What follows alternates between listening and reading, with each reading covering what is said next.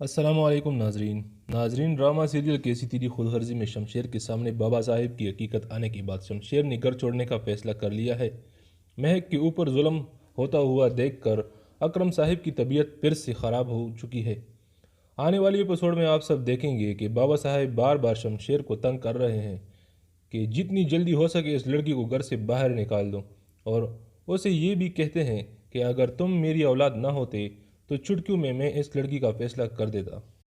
تم جس بھول میں بیٹھے ہوئے ہو نا، جلد میں وہ بھول بھی ختم کر دوں گا۔ ادھر مہک کے اوپر ظلم ہوتا ہوا دیکھ کر شمشیر کی ماں سے بالکل بھی برداشت نہیں ہو رہا کہ اس گھر میں اس لڑکی کے اوپر اتنا ظلم ہو رہا ہے، اور مہک کے پاس جا کر اسے حوصلہ دینے کی کوشش کرتی ہے اور مہک کو اپنی بیٹی بنا لیتی ہے اور مہک سے کھانا کا پوچھتی ہے کہ آپ نے کھانا کھایا ہے کہ نہیں۔ تم پریشان نہ ہوا کرو، مجھے امید ہے کہ گھر کے حالات بہتر ہو جائیں گے اور سب لوگ آپ کو ایکسیپٹ بھی کر لیں گے۔ یہ باتیں کرنے کے بعد وہ وہاں سے چلی جاتی ہے اور مہک وہیں پر بیٹھی ہوئی ہوتی ہے اور بہت زیادہ پریشان ہو چکی ہے کیونکہ وہ گھر بھی جانا چاہتی ہے لیکن شمشیر اسے نہیں جانے دے رہا، اور آخر میں مہک خود سے بغیر شمشیر سے پوچھے اپنے ماں باپ کے ساتھ ملنے آ جاتی ہے کیونکہ مہک کے بابا کی طبیعت اب کافی حد تک بہتر ہو چکی ہے، اس لیے انہیں گھر شفٹ کر لیا گیا ہے۔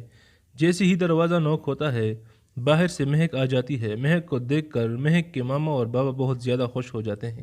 مہک کے بابا کی طبیعت تو مہک کی طرف دیکھ کر ہی ٹھیک ہو جاتی ہے۔ مہک بیٹا تم اکیلی آئی ہو، شمشیر کہاں ہے؟ وہ نہیں آئے آپ کے ساتھ؟ اس پر مہک کہتی ہے کہ نہیں وہ نہیں آئے، میں اکیلی آئی ہوں آپ سے ملاقات کرنے کو۔ مہک کے بابا بہت زیادہ خوش ہیں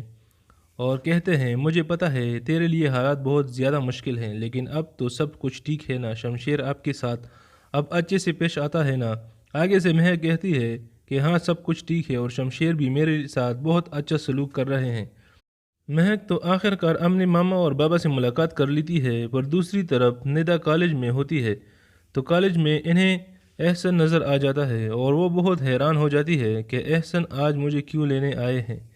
اور وہ اس لیے آیا ہوا ہوتا ہے کہ گھر میں مہک آئی ہوئی ہوتی ہے اور احسن بھائی کے ساتھ بیٹھ کر گھر آ جاتی ہے اور گھر آ کر اپنی بہن سے ملاقات کر لیتی ہے، لیکن جیسے ہی شمشیر گھر آتا ہے تو شمشیر کو مہک نظر نہیں آتی۔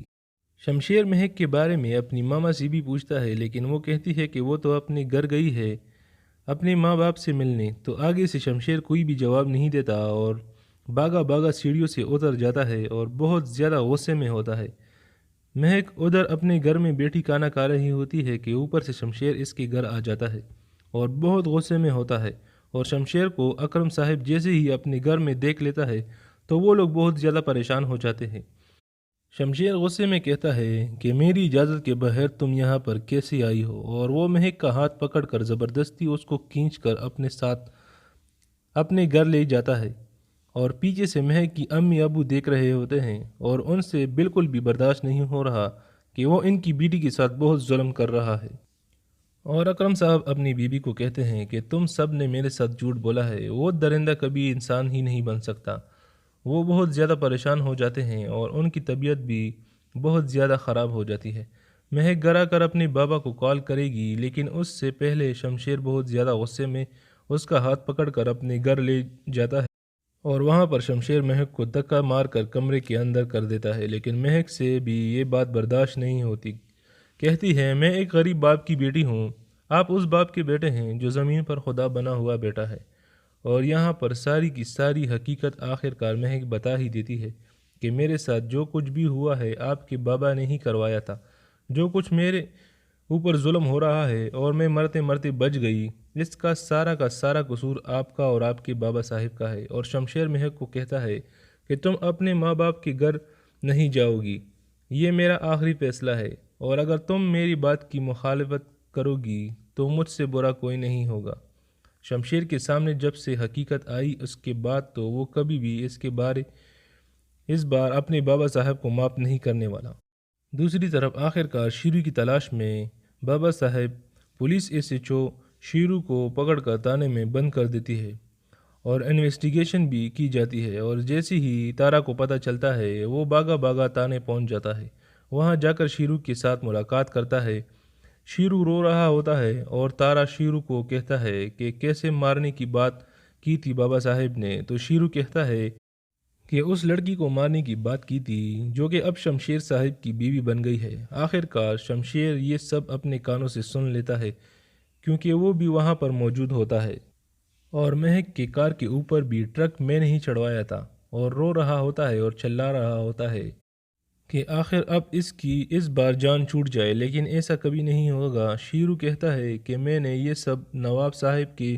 حکم پر کیا تھا، مالک نے جو مجھے کہا میں نے وہی کیا۔ آخر کار تارا جیسے ہی واپس آتا ہے تو وہاں پر شمشیر کو پاتا ہے، اور شمشیر بہت زیادہ غصے میں ہوتا ہے، تو پیچھے مہک بھی بہت پریشان ہوتی ہے کہ یہی وہ شیرو ہے کہ جس کی وجہ سے وہ مرتے مرتے بچی تھی، اور خدا کا شکر ادا کرتی ہے۔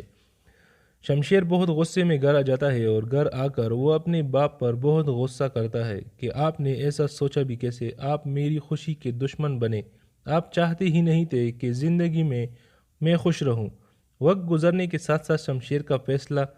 آئے گا کہ وہ گھر چھوڑ کر چلا جائے گا، لیکن اس کی ماں مہک کو سمجھائے گی کہ بیٹا ایسا کبھی نہ کرنا، میں اپنے بیٹے کے بغیر نہیں رہ سکتی، تم ہی ہو جو شمشیر کو گھر چھوڑنے سے روک سکتی ہو، اگر تم شمشیر کو کہو گی تو وہ آپ کی ہر بات مان لے گا، لیکن ایسا اس بار نہ ہوگا، اور شمشیر نے فیصلہ کر لیا ہے کہ وہ گھر چھوڑ کر چلا جائے گا۔ اس بار اس کا دوست شامیر کام آنے والا ہے، جو شروع سے لے کر آج تک اس کی ہر بات مانتا رہا ہے،